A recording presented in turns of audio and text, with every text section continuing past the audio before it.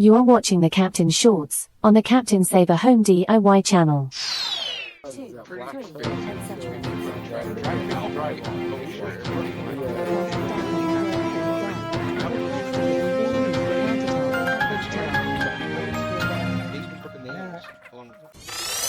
We received a call from a customer stating their bathroom sinks and faucets would need to be replaced due to leaks and slow draining.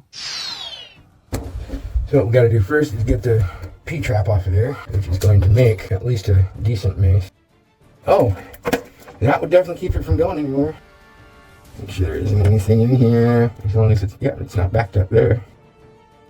Oh, did you already prep this one too? Yeah, it's ready to go. Cool. Well, do we have an open box? So we can start putting these in the boxes and get them out. Not only are both sinks, the drain kits, and the faucets being replaced, we have discovered that all 4 angle stops supplying water to the faucets also require replacement. Luckily, we have some extra help today. But once we get to this nut, that's going to have to come off too, and it's got a brass ring in it, so we'll have to be able to pry that ring out too.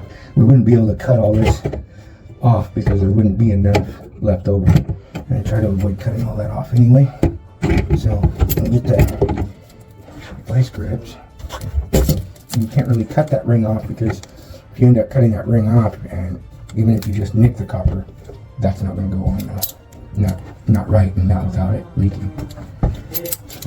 Alright, I'm ready for another angle stop.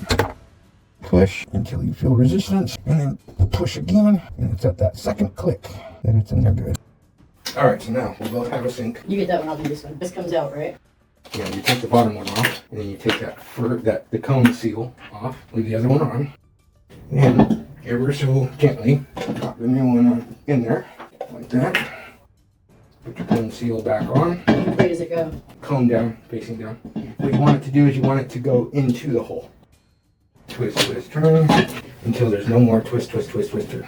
And how does yours feel? Because if it's getting stiffer, you were able to get it all the way down. Now we take these bad boys, set it with the flat side on the outside like that, and that goes over that location. Put that in. This nut comes off, just like that. So that comes off. And you're going to loop all your shit in. Yeah, shit is one of the technical terms in plumbing. That's going to cover the business end, just like that. And then this is going to go back up underneath it? Yep, and then, so now you pull the tail up to see if it's a boy or a girl. So you can see the thread. Then the little nut goes back on, and you get it hand tight. And then that's where this guy comes in. This is your faucet tool. For this faucet, see, every faucet has a different faucet tool, and you wonder why I have 20 million faucet tools in the plumbing bag. So that's going to go around the nut, and then it's going to turn, and that little swivel there is going to help you make that turn. It's tight. Cool. Now, we're going to set it in place. We're going to make sure that the P-trap and all the plumbing lines up. And as long as those line up, then we're good. Yours line up? Mine lines up. I'm going to pull it back out. Ever so carefully. Set it like that. And just put a nice little bead. It doesn't have to be crazy. It doesn't have to be a lot. Just enough. Wherever it raises like that, I like to put some in there too.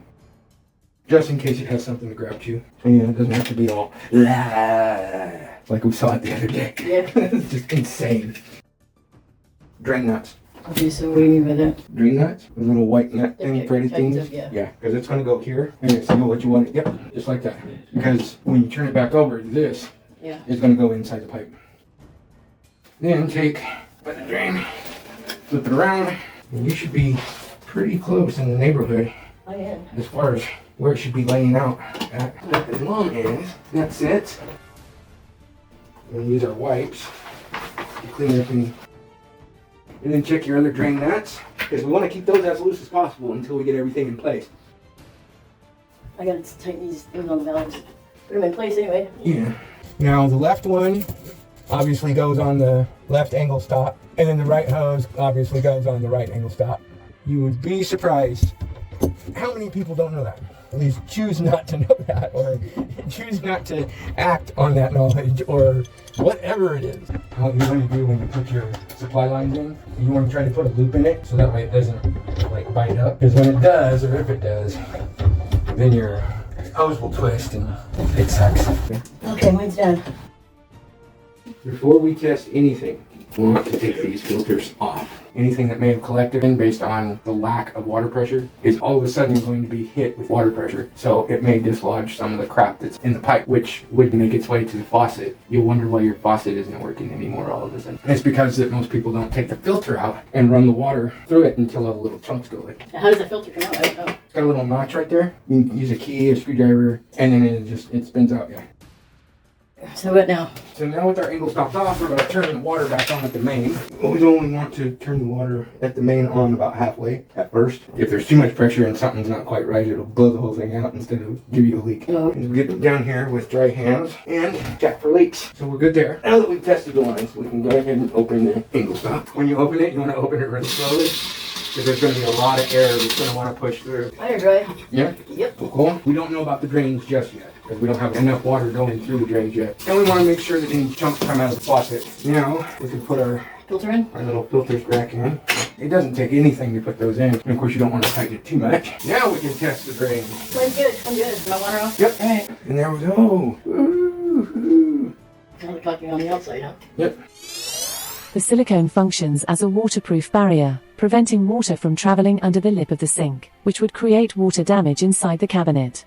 After applying, it is important to remove all excess and residue for a consistent look. This one I'm going to leave open. We definitely have some side effects from the leak from the water line, or the leak from the supply line, and the clogging of the drain. So we'll leave them both. Looks like they could both use a little drying out.